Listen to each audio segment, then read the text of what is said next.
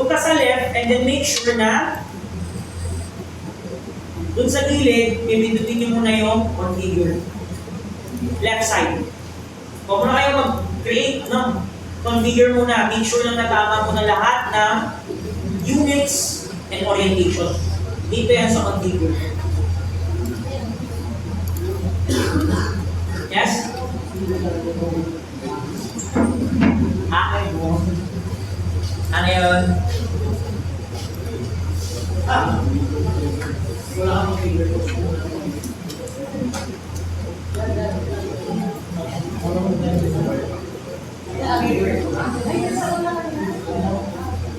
Ba? Sir, bakit yung kulay niya purple, fucking red? Diyan sa configure din. Ba? Diyan nyo din sa configure, babaguhin yan. So, pagkapindot nyo ng configure, ano magkakakita? Etong interface na to. Ba? This will be the show interface to you, and then try natin check. O, ayan na, may mali na dito. Isa pa lang, una, the base unit. Ano nakalagay? English. Metric tayo, tama? Ito kasing base unit na to, ito yung base unit ng results. So, dalawa kasi babaguhin natin na units. Yung input at yung output. This is the output. Nakuha ba? So, gawing metric yan, pakipindot metric. Next. So, metric metric. Next, ano yung global axis natin? Sanay naman tayo na y-axis yung height, tama? So, y-axis up ang ilagay. America kasi z-axis up sila. When you try to read as lang as ani, mga ganun na z up sila. Hindi rin. So, tayo y up. Nakuha ba? Next, ano yung background natin? Pag magpapasa kayo sa akin, please swipe. I will not accept black background. Hindi to AutoCAD. Kasi pag ginawa nyo black yan, magiging parang AutoCAD yan saan nyo. Black yung nasa likod. Nakuha ba? Okay? So, mahirap kasi sa akin na check ko white, then mamaya black, then white na naman masakit sa mata, no?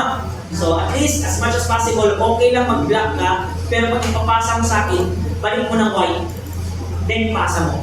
Kasi pag yan naka-black, then minasa mo sa akin, pag in-open ko, kahit naka-default white yung background ko, ang makikita ko sa staan mo, naka-black yan. Nakuha ba? Kaya kapag sanay ka sa black, sige, black ka mag-edit, then pag ipapasa mo, balik ka sa configure, gawin mong white, then save mo, then ipasa mo na. Nakuha ba? Nagas yun?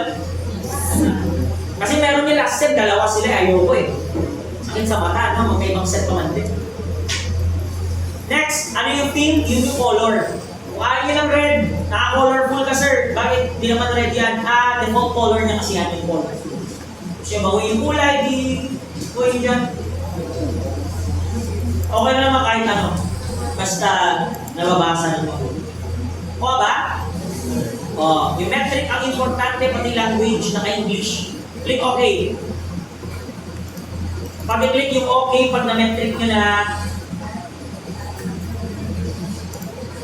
baka na? Ay, duwag lahat na naka-metric na doon pa lang sa configure. Okay? Next, mag-new na tayo. Sa may left side, may new dyan, pati-click. Then, gawa na tayo ng bago. Ito, exercise lang naman. Kaya bahala kung gagawa kayo ng folder. Kasi ako, lagay na lang ako sa desktop. Gawa na lang ako ng new folder. Pakalanan ko, pang-practice lang yan. Yeah. Kahit ano naman eh, di ba practice? Ano ba i-check mo sir? Hindi naman. Hindi mo i-check yung gagawin nyo. Kasi ulitin ko, bahala kayo gawin nyo hindi. Ano sa inyo na yan? Malaki na tayo para sabihin ko, sundan mo ako, bahala ka sa buhay mo. Nasa sa'yo na yan. So, yan na lang, kahit ano naman yung file name, kahit ano naman yung folder name, nasa sa'yo na yan. Pang-practice lang yan. So, select folder. O yan, para yung location, meron na sa desktop ko lang naman. File name. Bahala ka na dyan. Exercise 1. Trip mo. Exercise 1, para formal yung trip nyo, or kahit ano yung file name nyo, bahala na. Bahala na yan. Ayan. O yan ang file name ko.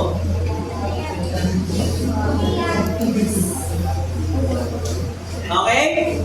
So, kahit exercise 1, kung gusto nyo formal, di exercise 1. This lang sa. Ito yung mga kailangan niya dito. Una sa lahat, ito. Yung location, dapat at least meron na. Next, anong type? Yung building kasi pang building planner yan. That's for estimation. Okay? Yan yung mga pang-architectural estimation. Kung may additional na sa mga plumbing works, electrical, dito yan. Okay? Next, pag physical kasi, you want to look at the 3D view of your building and do some offsetting na nakikita yung 3D siya. Diyan sa physical yun. Hindi yan gagawin natin. Bakit? Analyze tayo ng loads, forces, so analytical. Nakuha ba? Kaya analytical analysis, forces, computations. Nag-gets ba yun? Analytical. Nakuha ba? Next, make sure na yung input naman ay naka-metric. Di ba? Yan yung sinabi ko kanina, may metric sa configure, may metric din dito. This is the input. Nakuha ba? Metric din. Then title optional. Then yung model seed file. Bahala na kayo dyan sa model seed file. Kasi yan naman ay kung ano yung dati nang gawa na models ng ating saan. So sample lang. Ito kasi i-upload nyo. Kaya nga siya may browse dyan. I-upload nyo yung sample lang may dati nang gawang frame galing sa AutoCAD. After ganun mo dito, pwede na mo-convert niya into nodes and beams sa saan. Yun lang ay kung na tawag yun, na re-read niya, yun, tama. Pwede yun. Kasi any file naman ata yan, no? Parang stat profile malak ata. Pero pwede dito yung mga AutoCAD files kasi lalo na kapag mga tawag doon, mga beams mo ay curve. Mas magandang gawin mo muna sa AutoCAD din, convert that to. Okay? So wala naman pa naman tayong gano'n. Nagawa na ba lahat yan? Click create. Kuha ba? Pag-ipindot na yung create. Pagka-click to create, dito na tayo sa empty na interface sa gitna and then nag-start sa geometry. Nakuha ba? Alam naman na siguro natin yung process nito. Tama? Lahat kasi ng ginagawa natin dito always starts with geometry drawing. Parang ganito lang yung process. Dun sa may upper portion, dito sa analytical modeling, mag-start sa geometry, then property, then material, tama? Then specification, and then support, and then loading, tama? Ganyan yung process niya. And lastly, then analysis muna, and then lastly, design. O ba? O, ganyan ang process ha. So, ano yung una natin gagawin? Malamang, it's the geometry. O ba? Sa geometry, dyan natin ito drawing yung ating structural member. Nakuha? So, ano yung structural member na ginagawa natin ngayon? Purlin design. Tama? O, alam na natin yung base information ng Purlin. Saan siya ilalaga? Ano yung orientation niya? Yun na ang kulang pa. Okay, sir, ano yung orientation na tinutukoy mo? Orientation based on STAADS, Cartesian Coordinate System. Saan makikita? Sa baba? Ayun. XYZ. Ang tanong dito, ano yung orientation ng Purlin ko? Siya ba ay nasa parallel sa x-axis, which is ganito, o parallel sa z-axis, pa ganito? Nag-gets nyo? Ano orientation ng Purlin ko? Any ba, sir? Any naman yan, nasa sa inyo. Sir, bakit? Ganito kasi yan. Kung ano yung orientation ng Purlin, kapag i-design mo na yung susunod sa kanya, dapat pinapalaw mo pa rin yung dating orientation. Take note of this. Ito yung truss mo. So pag ito yung Purlin mo, parallel siya in this axis, asan parallel yung bottom chord ng truss? Sa z-axis siya. Nagets ba? So pag nag-x-axis ka sa Purlin, pag nag-truss analysis ka, dapat z-axis siya. Nagets? Why? Ganito kasi mangyayari. Yung bigat ng Purlin, kukunin natin yan, ilipat mo sa taas ng truss. Tama? Because your truss will carry the Purlin. So it should follow kung ano yung orientation mo nung nauna dun sa susunod. Nakuha ba? It's the same thing kapag nag-frame ka. Eh sir, bakit hindi na lang natin i-analyze lahat ng sabay-sabay? Babalik rin tanong, parehas ba ang pag-analyze ng truss and frame? Meron kayong truss and frame analysis? Meron ba? Sa TOS, ano bang ginawa natin? Truss analysis, and then after nun, ano susunod? Frame analysis. Tama ba? Meron ba trust and faith at the same time? Nakuha ba? So, one at a time tayo dyan. May instance na pwede pero dapat master mo ang stahan. Kasi, ibig sabihin nun, may mamanipulate ka sa stahan para magawa mo yung ganung system. Ang problem lang, hindi ka pwede makadesign sa stahan ng dalawang material na magkasabay. Steel muna, then steel muna. RC muna, RC muna. Ganun siya. Hindi pwede yung steel RC sabay. Hindi niya kaya. Diba ba? Kaya bawal composite material sa stahan. Yung steel and RC ng sabay. Composite ang tawag.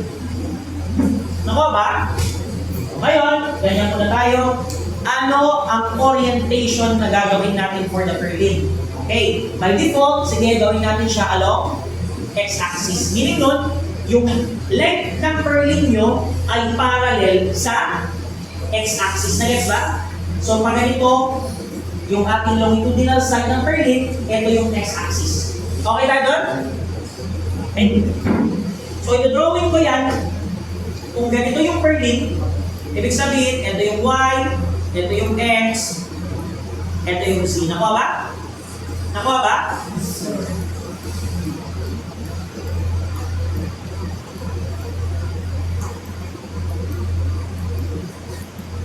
Okay tayo dyan. Okay. So, ano una kong gagawin? Alam niyo yung orientation kanina, dito. Pangalawa is, I need to put my first node. Ngayon, paano ko siya gagawin? Baka kasi sa inyo, nasanay kayo na kahit ano na lang yung gusto nyo gawin. Ako kasi para madalian kayo, ganito dapat ang gagawin natin. When we try to create beams, when you try to create nodes, make sure that the first node somehow is nearer to the origin. Or at least at the origin. Then lahat ng mga susunod, sila yung mga mas malalapit sa origin. Lalo na pag nag-create ka ng beam. Bakit, sir? Di ba when you try to create beams, kailangan mo ng two nodes. And when you create beam between two nodes, may unang-una kang pipindutin. Tama? Di ba? Paano ka mag-create ng beam? Lagay ka ng node dito, lagay ka ng node dito. Then you create a beam, saan ka mag-start? Left to right? O right to left? O, ganito. Ganito dapat. Hindi naman bawal yung dalawa. Ang pangit lang dyan, nakakalito kapag marami na yung numbers. Bakit, sir? Pwede ka kasing maglabas ng value ng end moments. Tama? Or end forces. Ano ba yung end moment, end forces? Nag-frame analysis na kayo. Diba? Per beam, per column, may nakuha kang shear axial moment sa dulo. You call them end moments, end shears, end forces. Nagets ba? Ang problem kasi, ang binibigay ni listahan ay yung end moment or forces ng unang pinindot mo dyan. Sir, what yung unang pinindot? Ano yung una mo ilagay and then sino yung susunod ng pinindot? Nagets nyo? Diba? Kasi when you create beam, may unang-una kang pinindutin. Si left o si right, tama? Kapag kasi ginawa nyo kay listahan ay paiba-iba, ibig sabihin, sa unang beam mo, ito yung unang ibibigay ni listahan, yung unang mong pinindot. Imagine ilang floors, ilang span.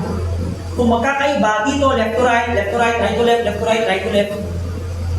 Lumabas na yung mga values, asan kaya dito yung unang kong pinindot? Hindi mo na alam kung sino yung first end moment, sino yung last end moment. Nagets nyo? So as much as possible, parehas na lang sana lahat. Nakuha ba?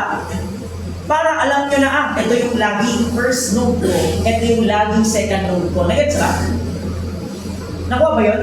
Ano ba yung default na ginagawa ni Staan? Ang default na ginagawa niya, yung una ay laging yung nearer sa origin. Ibig sabihin, when you create nodes, you always click first yung mas malapit sa origin.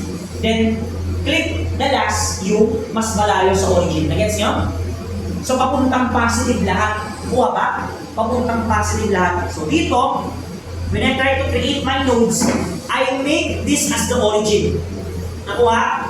Then, papuntang positive. Sir, paano mo malalaman dyan sa axis kung saan yung papuntang positive? Yan yung nasa baba ng saan, di ba? Kung nasaan yung letter, yun yung direction ng papuntang positive. So, meaning, Y, mataas ang positive. Nakuha? X, papunta doon ang positive. C, papunta dito yung positive. Nagets ba? So when you create nodes later dito, dapat yung first node mas malapit sa origin, papuntang positive. Nagets? So pag mag-create ako ng X dito, pag ganito, papunta doon. C, pag ganito, papunta dito. Y, from dito pataas. Nagets ba? Nakuha? Hindi naman malimos yung gano'n, no, yung hindi nyo follow. Pero magulo kapag nasa last ka na at marami yung members. Magiging magulo na. Lalo na pag paiba-iba yung pagkakalagay mo. Nakuha? Ngayon, gawin natin ganito. Create muna ako ng isang node sa origin. Paano ko gagawin yun? Simple lang. Sa right side, I can create a beam dito, a node dito by making it this way. Mag-start ako ng isang node sa origin. Ang gagawin ko dito sa my right side, i-left click ko itong portion na to. Yung cursor ko, idaan ko dito, and then i-left click ko to. Kahit saan dyan. Left click. Sa mouse, left click sa mouse. Click ko yan, and then press 0, and then press enter. Diba? Magkakaroon ka na ng node sa 0, 0, 0 by default. Nagets ba yun? Sir, paano ko malalaman na meron na akong ganon? Sir, paano ko malalaman na meron na akong node? Una, pag meron na nandyan na node 1, 0, 0, 0, nakuha ba? Pangalawa, ay kung may nakita ka ng pimple sa gitna. Nakuha ba yun? Nakuha ba? So, dyan mag-start and then lalagay ko sa positive side. Nagets ba? Okay, paano ako mag-create ng mga nodes para magawa ko yung beam? Two ways to create that. First way, barbaric.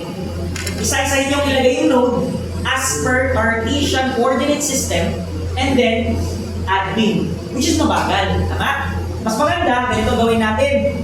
I-duplicate na lang natin siya. Nakuha ba? Nakuha ba yun? Sa paanong paraan? We can use translational technique. Isa rin pwede. Pangatlong way. Pero I discourage that. Highlight mo yung node, Ctrl-C, Ctrl-V. Copy-paste. Pwede rin yun. Kaso, isa-isa rin. Barbaric lang din yun. Mas matagal pa yun sa barbaric. Kasi copy-paste mo nang i-copy-paste isa-isa din. Tagal. Tama? So, I discourage you using that. Siguro pag isa-isang node, pwede yun. Pero kapag multiple nodes, I suggest translational technique. So, paano gagawin? Kailangan natin i-highlight yung node tama. Because you need to highlight what you want to repeat. Tama ba? Okay. So, paano ba i-highlight yung node? Three ways to highlight the node. First way is ito. Pwede nyo pindutin itong mismong node na to. Kasi di ba, by default, hindi nyo ma-highlight. Tama ba? Kahit anong left click mo dyan, kahit right click, hindi nyo ma-highlight. Tama ba? So, sir, paano namin i-highlight? Ito kasi, by default, ang cursor nyo ay beam cursor. So, you can only select beams by default. Pero paano ko din i-select ang node? Tama? Anong gagawin? Three ways. Sabi ko nga, three ways. First way, pwede nyo pindutin dito sa gilid yung node. Pansin nyo, pag pinindot ko yan, di ba? Nag-red siya ya. Ano nangyari? Yung pimple naging red. No? Ibig sabihin ng red, selected na siya. Tama ba? Okay. That's the first method. Second method, palitan yung cursor. Tama? Pero para palitan yung cursor, di ba? Para kapalitan yung cursor, is ganun naman siya. Two ways to change the cursor. How to change the cursor? Ito. Pwede, nandun sa taas, may select. Tama na? Ay, three ways pala, sorry. Three ways to change the cursor. Three ways. Una, dito sa may taas, pindutin nyo yung select, tapos pagka-pindot nyo yung select, tama? May nodes cursor. Tama? Pag pinindot nyo yung nodes cursor, mangyayari, yung cursor nyo magkakaroon ng pimple sa gilid. Tama ba? May bilog sa gilid niya. Meaning, you can now select nodes. Tama ba? Okay. Yun yung first way para makaselect ng node. Second way to select node, simple lang. Diyan sa empty space sa white, click right sa mouse, then may select cursor doon. Nakuha ba? kahit saan sa empty space dyan sa puti, no? Right click. Pagka right click nyo, ito yung lalabas. Tama? Select cursor, tapos may nodes cursor. Nakuha ba? Nakuha yun? Okay. And last method, kasi 3 ways nga, di ba? Pwede kayong mag-left click sa empty space. Mag-left click kayo sa empty space kasi i-reset nyo. And then press space bar. Pagka-press nyo ng space bar, lalabas yung quick command tools. Tama? Sir, walang lumalabas. Mag-click ka lang sa white. Kasi nga, kailangan i-reset mo. Left click sa white. Kahit saan sa white na background. Then press space bar. Lalabas ito, tinatawag yung quick command tools. At pag lumabas itong quick command tools, ito no, yung quick command tools to, uy, may look similar. Ito, tama? Yan yung nodes. Nodes tuloy. Cursor selection, tama? So pag pinindot nyo yan, magpapakita yun, uy, parehas. Tama ba? Pwede nyo pindutin dyan yung node cursor. Kuha ba? One of the 3, bahala na kayo dyan, mas mabilis. Kuha ba? Okay? Ngayon, select ko siya ito, alam ko please. Or pwede rin naman ganyan. Ako kasi nahilig ako sa quick commands. Yan. Kuha ba yun? O ngayon, red na yung pimple, naka-highlight na yan, pwede na tayong mag-translational repeat. Nakuha ba? So para mag-translational repeat, bumalik kayo sa geometry. Nakuha ba yun? Balik sa geometry, then hanapin kung nasan dyan yung translational repeat. Nasaan ba siya? Pagkapunta niya ng geometry, nasa baba siya ng view, in between view and select, ito yung translational repeat. Kuha ba yan? Kuha? Pero make sure na naka-highlight yung node. Nakuha ba? Make sure that the node is highlighted or whatever it is na gusto nyo i-repeat. Nagets ba? Kung ano yung gusto nyo ulitin or i-repeat. So pag ipindot na yan, if na-highlight nyo naman na at yun na lang yung gagawin. And lalabas itong interface na to. Nakuha ba? Lumabas na ba yung interface na to? Okay. Ano yung kailangan natin gawin dito? Kailangan natin gawin dito is specify kung ano yung information to repeat. Tama? Alam na yung point, alam na yung node na i-repeat. Ang tanong, ano yung other details like distances, how many, di ba? Or kung may beams ba in between or not. Yun yung kailangan. Tama? So, ang gagawin natin, So, ang gagawin natin is, ano muna yung orientation? Sabi ko, along the x muna, tama? Pwede naman kasi walang problema. Pero yun nga, by default muna tayo is along x. Na?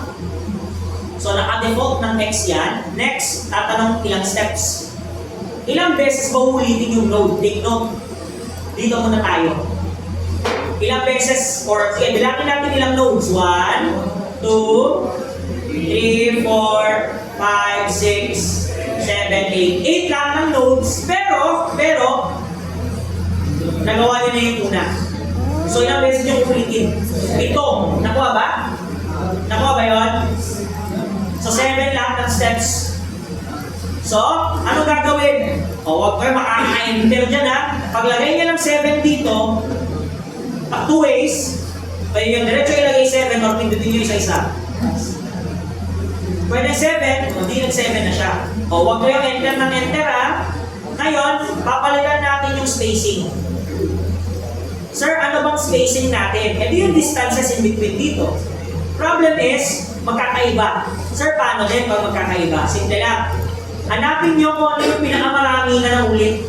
Yun na lang yung default na ilagay natin dito, pero huwag nyo i-press yung enter. Ang gawin nyo, palitan nyo yung number dito, then pagkapalit nyo ng number, mag-click lang kayo sa empty space kahit saan, huwag lang sa okay at cancel. Nakuha ba?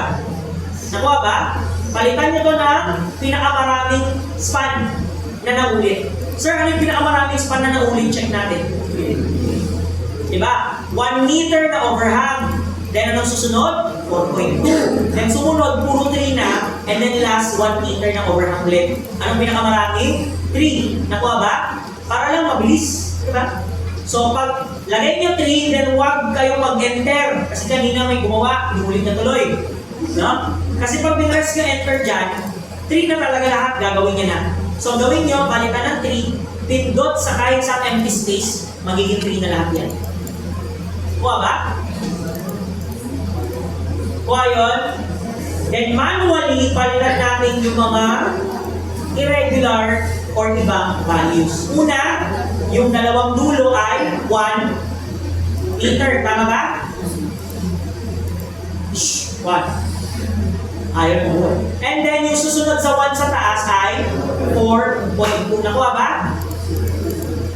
Then huwag kakalimutan, i-check yung link steps. Sir, bakit pag hindi kasi natin pinindot yung link steps, hindi siya mag-create ng beam in between? Ano lang ginawa mo?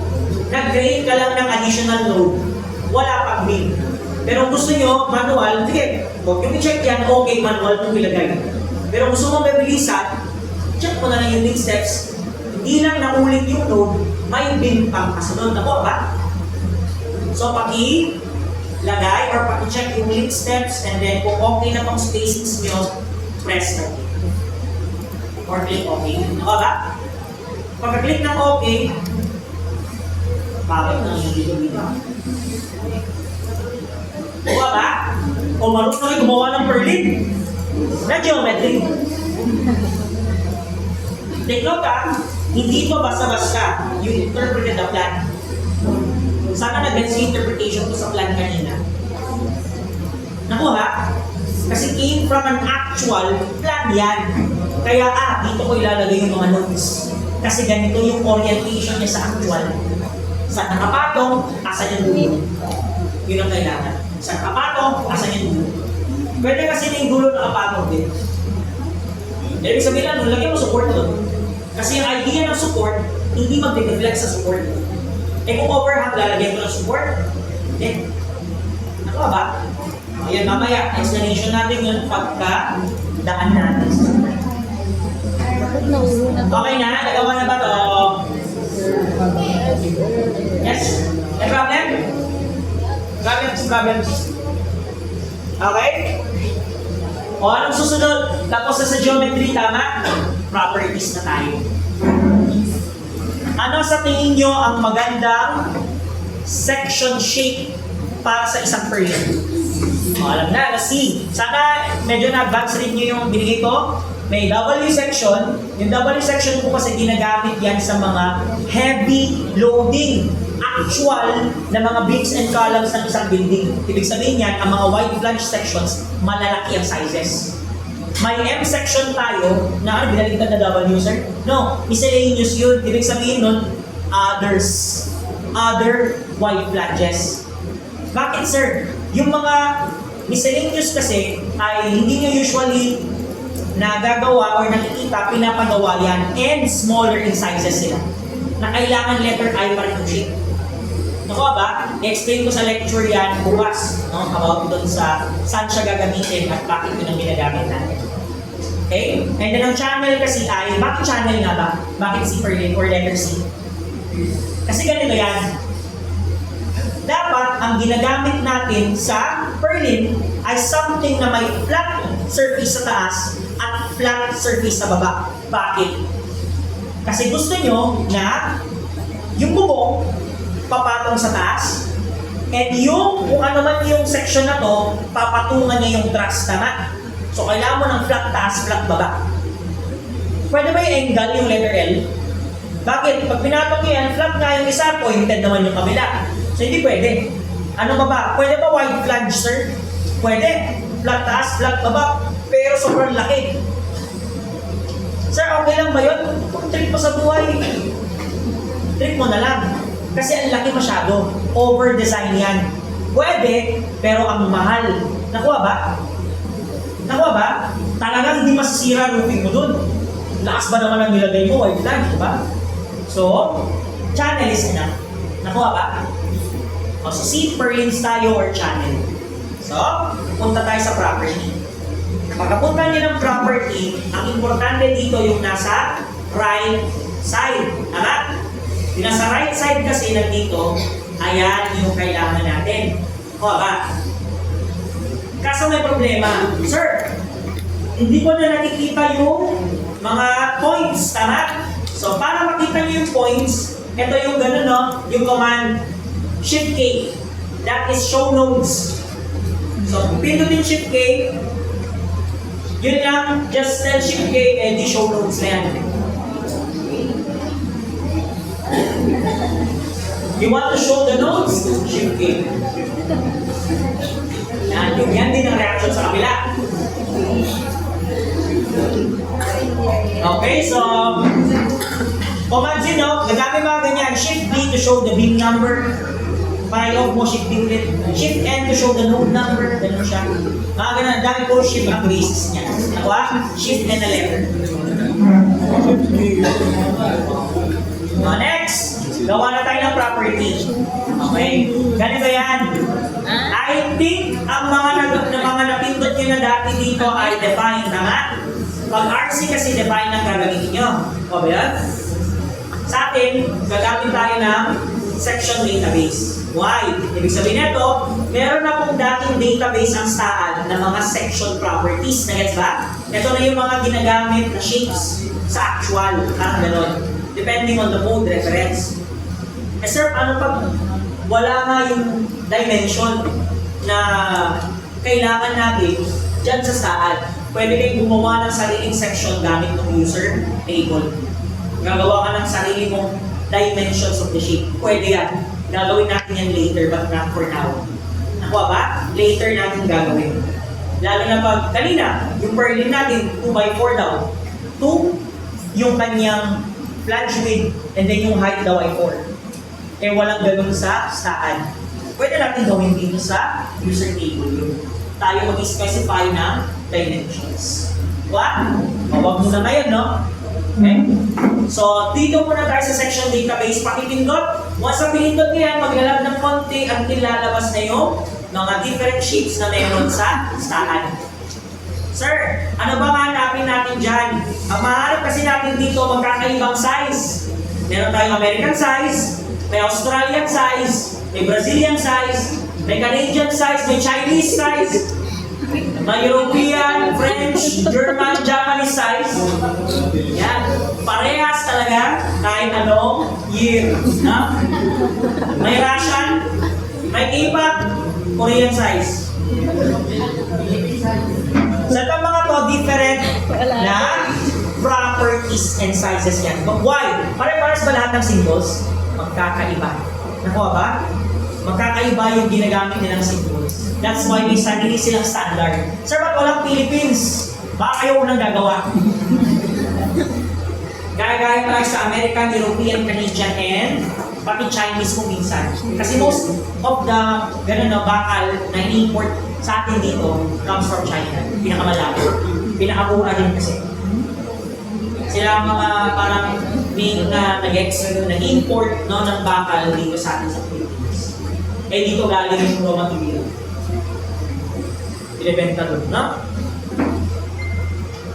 So, ano ang gagamitin natin? Channel, tama? So, American tayo. Okay, hanap ng size ng ano.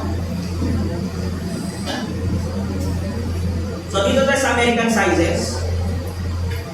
So, dito tayo sa channel. Pag-ipindot yung channel. Sir, ano yung mga MSHP sa lecture na lang bukas? Sabi mo, dapat nauna kasi lecture. It's okay. May kita naman natin yan later.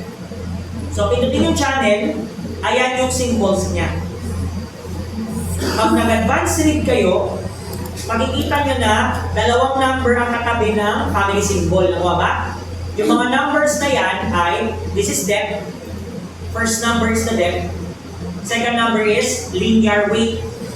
So, ibig sabihin nito, naka-American, that's why ang first dimension is 15 inches. Okay? And yung 50 dito ay linear weight in pounds per linear foot. So 50 pounds in 1 foot. Sir, bakit may per foot siya? Alam mo na ba yung haba nung i-order? Diba? Pag order ka ng bakal, you specify the length. Sample lang, kukuha ko ng 15 by 50. Gano'ng kahaba? Yun ang next na tanong. Ilang piraso? Kuha ka ng 10 tig na 9 meters. Gano'n. So yung 50 na yan, i-multiply mo pa ng 9 meters. Para meters tuloy. Feet pala, sorry, feet kasi. 9 feet para ang lumabas is yung total weight na niya. Then magkano ba ang presyo? Ayun na. Well, di ko alam sa pounds pero sa kilos, still siya 20 pesos per kilo. So yun na yung price ng 9 pieces mo na rin yan. Parang ganun ba? Next yun, that's for estimation purposes. Nakuha ba? That's why importante na nasa weight-based din yung pangalan. Para ma-estimate nyo na dati. Nakuha ba? Nakuha ba yun? Or magandala, at the end of this, nag-estimate pa rin naman tayo. So, hanap tayo ng maliit lang, kasi pang per lid lang naman ng bubong, no? Hindi naman ganun ka rami yung binubuhat niya. So, baba natin yan, hanap tayo ng 4x5 na American size.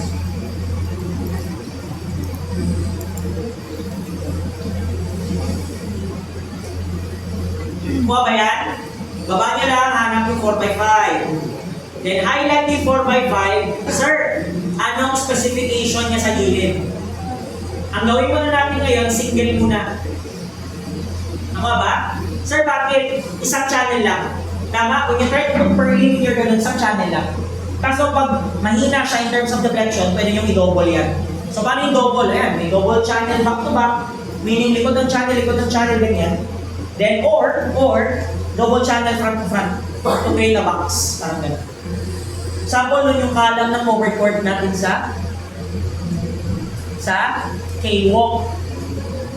Sabi, di ba, sabi, be curious with everything around you. Tignan yung mga material, anong ganun nito, anong section, properties nito. Pinitin mo kung halo sa loob, gano'n. Be curious. Diba? Ay, maganda yan, yung K-walk din sa taas, sa mga different parts. So, double channel back to back, double channel front to front. Sa atin naman, per link is isa lang single. So, default, naka-single yan. Next, baba natin to, pwede na natin i-add. So, click add. Pag kinlik yung add, nandiyan pa rin yung interface, pero dapat meron na sa gilid, tama? May nagpakita na ba sa gilid natin na C4x5, ganito? Meron na ba sa gilid? Ibig sabihin, yan na ready na natin i-apply mamaya. Sir, isa lang ba? Pag ba may purlin ka na isang magkakaiba yung taas, di ba isang buong purlin lang yan, tama ba? O di dapat, isa lang din ang property ng buo. Nakuha ba yun? Nakuha ba? O, so gawin natin, close na natin itong interface na to, and then i-apply na natin siya. Sir, paano ito i-apply? 4 ways to apply. Okay. First way is yung barbaric. Yung mga ways dyan nasa baba. Actually, nasa baba niyan. Nasa baba yung ways to apply. Ayan. To assign, we have 4. Nagets ba? We can assign it using the cursor. Yan yung barbaric mano. Nakuha ba? Isa. So pag ginawa ko yan, di ba? Highlight ko to, click assign. Pag i-click ko yung assign sa baba, napapalitan siya ng assigning. Ibig sabihin, nag-assign ka na, basta i-left click mo lang. Mapapansin yung cursor ko normal, then pag i-click ko yung assign, naging letter I na. Ibig sabihin, kung ano man ang pindutin ko, magiging property number 1 na. Nagets ba? Mano-mano, isa-isa. So, pipindutin mo yung isa-isa yung mga views. Nagets ba? That's first. Second, pinakamabilis, assign to view. Kung ano mga nakikita mo, lahat yan magiging kung ano yung property na hinighlight mo. Nagets ba? Lahat. Sample lang frame yan. Eh di lahat, bins mo, columns mo, iisa lang. O sa mga frames, hindi na yung maganda kasi malamang, hindi naman pare-pare size ng lahat. Pero yung per lane natin, equal lahat, di ba? Hindi pwede yung assign to view pinaka-madali. Next method, pwede tayong mag-assign to selected beams. Sir, hindi naman napipindot yung assign to selected beams. Paano yan? Kaya nga selected beams, mag-select ka muna ng beams, tama? So ibig sabihin yan, ang gagawin natin ay highlight mo muna yung gusto mong i-assign. So, pansinin niyo dito, ano? Highlight ko yung gano'n, lahat. Tapos papansin nyo, uy, pindutable na siya. Kanina, pansin nyo, hindi siya napipindot, no? Pero nung hin-highlight mo na yung beam, pindutable na siya. Nagets nyo? You can only use that once you select a beam.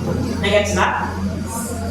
And lastly, eto critical to, assign to edit list. Ibig sabihin yan, kailangan nyo ilista sa baba kung ano yung mga beam numbers na gusto nyo pag-applyan nung inyong naka-highlight na property. Sample, sir, paano ko malalaman po ng mga numbers ilalagay ko? Shift B. Ayan yung mga beam numbers. Nakuha ba? Shift B, ayan. So, beam number 1, nagets nyo?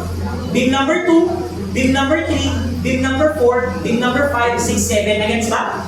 O ngayon, anong ilalagay ko sa baba? Ang ilalagay ko dito, pwedeng 1, 2, 3, 4, 5, 6, 7, separated by space. Or kung progressive naman siya, pwedeng 1, 2, 7. Nagets ba yun? Kung progressive naman, pwedeng 1 to 7. Or gusto nyo isa-isa, 1 space, 2 space, 3 space, 4 hanggang 7. Nagets nyo? Or progressive, from 1 to 7, 1 to 7. Yan gagamitin ko. Para maiba. Or pwede kayo mag-assign to view. So gagawin ko pag 1 to 7, click assign, mapapansin nyo, na-apply na siya. Tanggalin ko yung beam number, shift B. Nagets ba? 4 ways. Pahala na kayo, mas madali. Nakuha yun? Ang pinakamadali dyan, assign to view. Nakuha ba? Ang pinakamadali pag maraming members, yung selected views. Kasi gagawin ko, different views siya. Then, i-highlight ko isa-isa. Hindi naman isa-isa, basta may paalala ako. Nakuha ba? Sir, anong meaning ng R1? Ibig sabihin na ang naka-apply na property dyan ay reference number 1. So, ano yung reference number 1? Ayan o. Nagets ba? Kaya siya R1. Kaya may R1, R2, R3, reference number yun. Nakuha ba yun?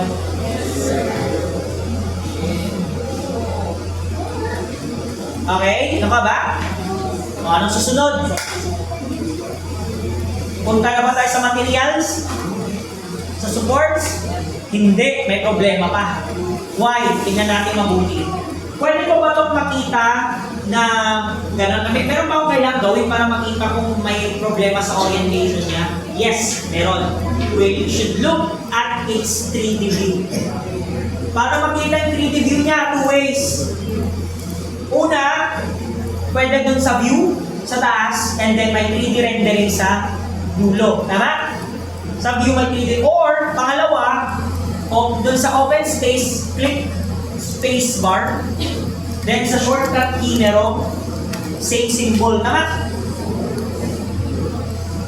May kapara siya ng symbol dyan, no? Ayan, no? Di ba ito yung 3D rendering? Ayan. Tapos pagtingin nyo dito, uy! Parehas. Di ba yung symbol ng 3D rendering sa shortcut? Tama? Tama ba? Ito yung quick commands, yung space bar. Ngayon, pag in-link nyo yan, makikita nyo by default lahat, tama? In 3D form. Basta naka-apply ka ng member property. Sir, paano ko siya papalitin para hindi lahat nakikita ko? You can highlight what you want to see in the 3D rendering. Highlight nyo lang. Gusto ko kasi isa lang para hindi ganun kahaba, no? So, gagawin ko, highlight ako ng isang member, then 3D view.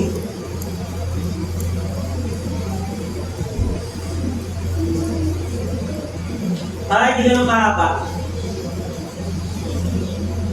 Sir, may problema ba dito? Yes, meron. Bakit? Ano yung problema dyan sa tingin nyo? Siyempre sinabi ko yung orientation na check. Anong problema dyan sa tingin nyo? Ganyan ba sa actual? Ang Perlin ganyan sa actual? Paano din ang Perlin sa actual? That's correct. Naka-angle. Tama? Bakit yung truss niya flat sa taas? Diba? May pagbabago bang mangyayari? Yes, of course.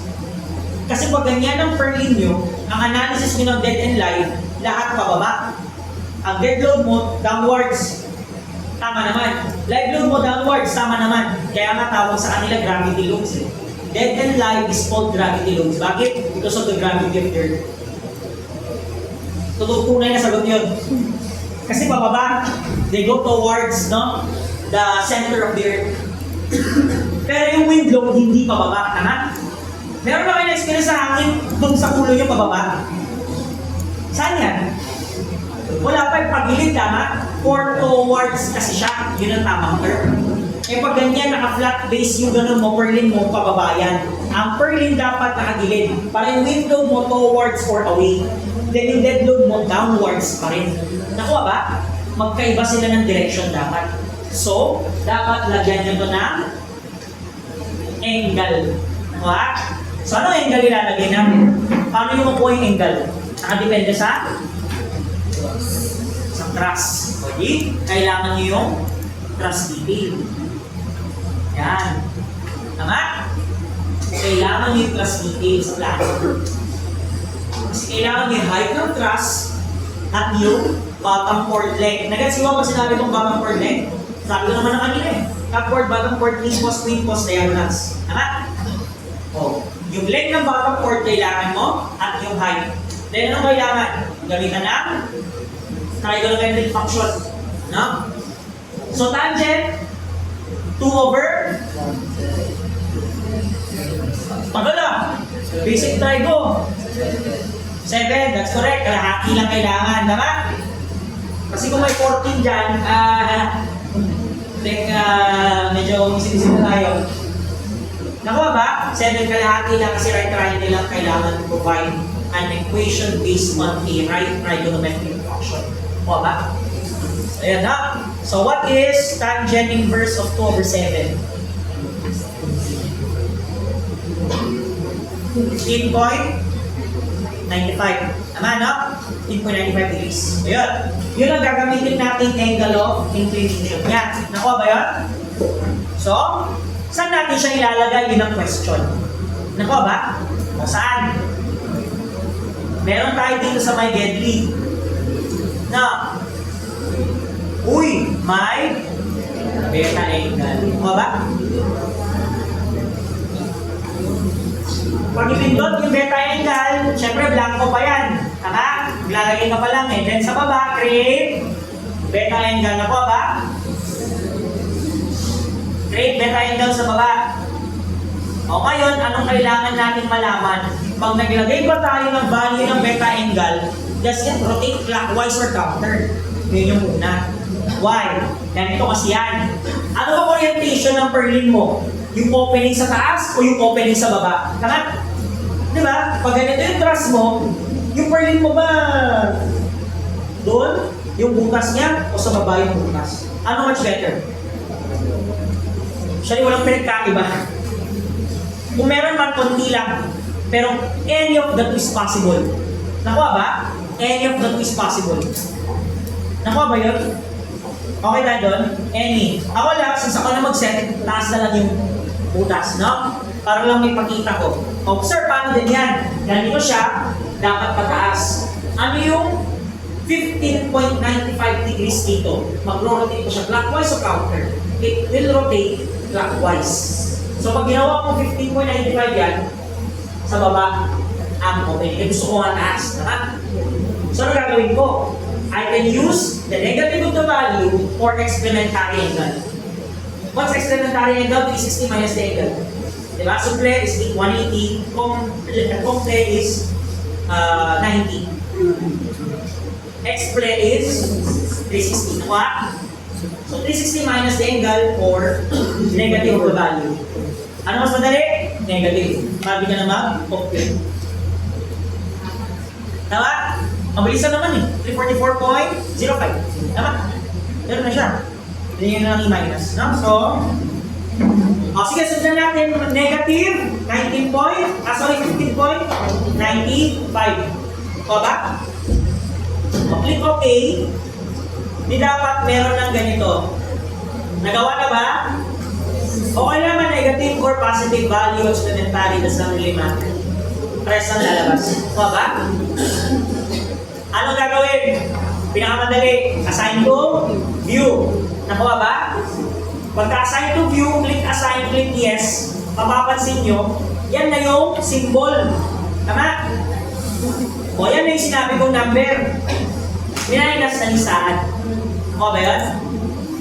Ibig sabihin yan, ang member na yan ay nasa reference number 1 property, which is yung C4 by 5, at may beta angle of twist na 344.05 degrees. Nakuha ba? I-check ko lang kung tama. Kasi syempre, kanina nakita ko from 3D, di ba, na may something wrong. Check natin kung tama ba yung orientation na gusto. Tama na, no? Ganyan na yung actual. Tama? Okay ba ba doon?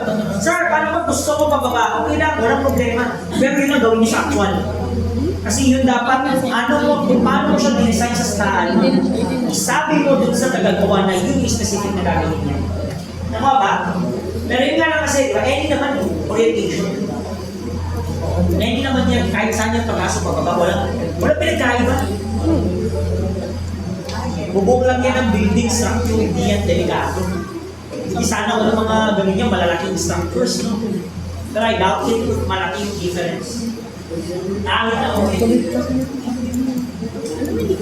Kung meron man difference, konti lang.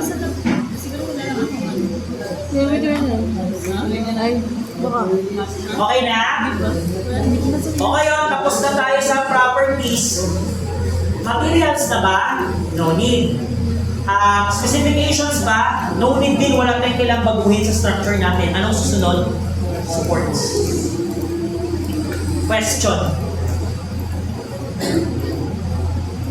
Ano sa tingin nyo yung load propagation transfer from roof to purlin to truss? Paano ba nag-transfer ng force ang purlin to truss? Doon nyo dapat isipin kung ano magiging support nito. Paano ba nag-transfer ng force ang purlin sa truss? Okay, simple lang. Kasi wala na magkain, no? Gano'n lang siya, nagasuporta lang siya ng roofing. Meaning, if the roof receives forces, susuportahan niya yung roofing para hindi malaki yung deflection ng roofing. Tama? Lalo na pag window yan. So, nangyayari, natatransfer lang niya translational forces. Forces in X, Y, and Z. Nakuha ba? Which is, nakikita ninyo as reaction sa anong support? Sa 3D na pin. Tama? So, pin supports lang yan, sir? Hindi pwede. Na pin lang yan. Although pin talaga siya, pero hindi pwedeng pin lang. Bakit? Yan ito kasi ang pin. Take note ha? Ito muna, bigyan ko ng context. Ginawa natin to in that manner, knowing na yung purlin isang buo, tama? Isang buo dapat yung purlin. Kaso wala kang choice. Kailangan mo siyang lagyan ng node in between. So, basta isa dyan, meron kang 7 beams. Hindi isang buo. Nagets nyo? Eh, di ba dapat isang buong purlin yan? So, paano mo gagawin na ang itsura niya parang isang buong purlin lang din? Okay, ito. Kunin natin yung behavior. Ngayon, currently, ang basa ni Saad dyan, 7 beams. Kung lalagyan niya ng pin supports yung bawat ilan, maliban sa dulo, lalagyan ko ng support sa dulo? Hindi, kasi overhang nga. Tama? Dulo is free. Pag lagyan niyo support, hindi yan magde-deflect na gets nyo. So, dapat overhang siya para mag-deflect na ganito. Nakuha ba? So, bawal lagyan ng support sa kabilang dulo kasi wala namang support sa dulo. Ngayon, sa gitna, lalagyan niyo ng pin. Kaso, hindi pwedeng pin lang. Bakit? Ang ibig sabihin kasi ng 3D pin ganito. Ang 3D pin kasi, para kung pinagtagping beams yan, kasi itong beams, and then since 3D pin siya, pag ito iniikot ko, hindi ikot yung kabila. Tama? Sample. Umiikot yung main body mo, kung iniikot ko itong kamay, technically, at 3D pin. Nagets ba? Bulag sa akin. Nakuha ba yun? Ganun ba ang isang buong purlin, pag iniikot ko itong tulong, ito hindi umiikot, ito hindi umiikot. Hindi, di ba? So, dapat they could transfer torsional forces. So, hindi lang siya dapat pin. It's a pin na kaya mag-transfer. Kasi nga, isang buo dapat yan. Nagets nyo? Pin naman talaga siya. I-weld mo naman talaga siya. Yung nga lang, dapat meron siyang transfer moment. Nakuha ba? That's the consideration. Kasi technically, hindi naman yan tigi-tigi isang nakakaikot. Isang buo yan na kapag iikot ko itong isa, iikot lahat, nag-transfer yung moment hanggang sa dulo. Tama? Diba? So, dapat hindi siya pin lang. create tayo na. Then, pindutin yung enforce back. Ito dapat na magpapakita. Create support, then highlight enforce back. Nakuha ba? Nakuha ba? Okay, next dyan, tatanong niya sa inyo kung ano yung i-release. Pag i-release, ibig sabihin tatanggalin. Tatanggalan mo ng karapatan pag sinabi mong release. So, ability to carry, nakuha ba? Pag chinek ko dito, mawawalan siya ng ability to have that value or to transfer that value. So, ibig sabihin, kapag pin support, dapat lahat ng moment naka-check naman. Tama ba? 3D pin. Lahat ng moment naka-check kasi walang moment sa 3D pin. Tama ba? So, dapat naka-check lahat yan. Pero hindi naman to pin. Tama ba? Dapat naka-transfer siya ng torsion. So, ano yung check mo? MX mo MC. Okay. I-reorient ko kayo sa 3D space. Suppose kasi, ito yung nakasanayan yung tama. Yan yung pin. Yan yung roller. Ito yung beam. Tama ba? Ngayon, ang sanay kayo sa 2D space, ito siya. This is why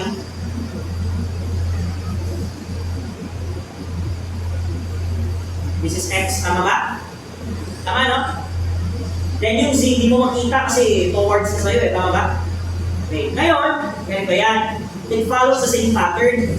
Kung ito yung X-axis, ito yung Y-axis. Yung MX natin is a moment rotating around the X-axis. Around that. So pag naglagay ako ng moment, X-axis dito, ito yung makikita mo. Vertical lang. So sir, ano yung mga binibigay sa amin nila Sir Francis or Lester? Ang binibigay sa inyo ng moment na ganito, tama? Ganyan yung moment na binibigay. Tama ba? That is MC. Nagets ba? Bakit siya MC, sir? Kasi umiikot siya sa Z-axis. Nagets nyo? X, Y, Z. Nagets ba? So, MC yung binibigay sa inyo. Nagets yun? So, tama ba na pag sinabi ko yung MX is ganito, hindi mo makikita? Bakit? Kasi ito yung X-axis, Y-axis, Z-axis. So, yung moment umiikot sa X-axis. So, ano nakikita nyo pag umiikot sa X-axis? Vertical line lang. Can you imagine? How about MY? Horizontal line lang. Tama ba? Kasi nakikita nyo, ito yung Y-axis, umiikot siya sa Y-axis. Ikita mo horizontal line. Nakuha ba yun? Dapat nakaka-transfer siya ng moment torsion. So, ano dapat ang may value ako? M? Paano ko iikot yung beam? That's correct, M. X.